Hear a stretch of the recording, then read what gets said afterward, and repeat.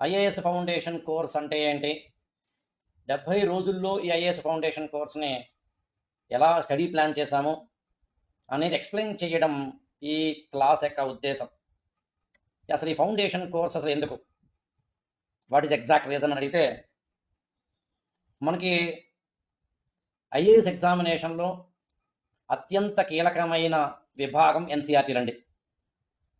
NCERT అనే CBSE సిలబస్లో ఉండేవి దాదాపుగా మీకు 6th క్లాస్ నుంచి 12th క్లాస్ వరకు ఎన్సీఆర్టీ పుస్తకాలు చదవాల్సి ఉంటుంది ఒక స్టూడెంట్.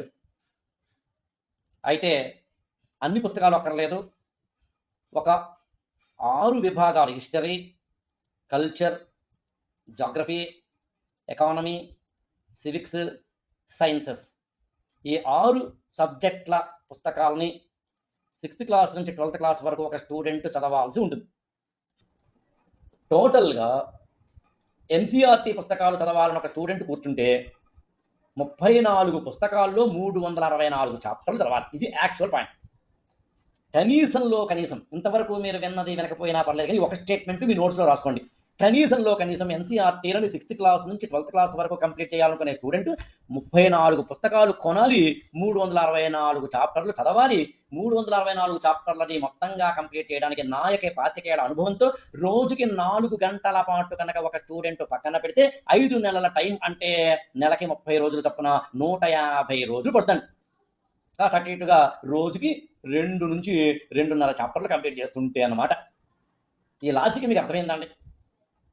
ఎన్సీఆర్టీలను 6th క్లాస్ నుంచి 12th క్లాస్ వరకు 34 పుస్తకాలు కొని 364 చాప్టర్లు చదవడానికి 5 నెలల సమయాన్ని పెట్టడం అనే దాన్ని తగ్గించాలి అనే ఒక శపథం నేను పడితే అదే ఫౌండేషన్ కోర్స్ అని గుర్తుంచుకోండి.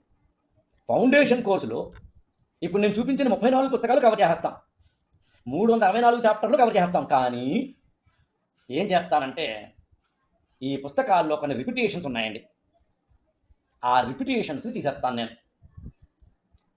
ఆ రిపిటేషన్స్ ఎలా ఉంటాయి అని ఒక్కసారి కనుక క్రాస్ చెక్ చేస్తే, ఉదాహరణకి making of the Indian constitution అని చెప్పి ఒక చాప్టర్ కనుక తీసుకుంటే,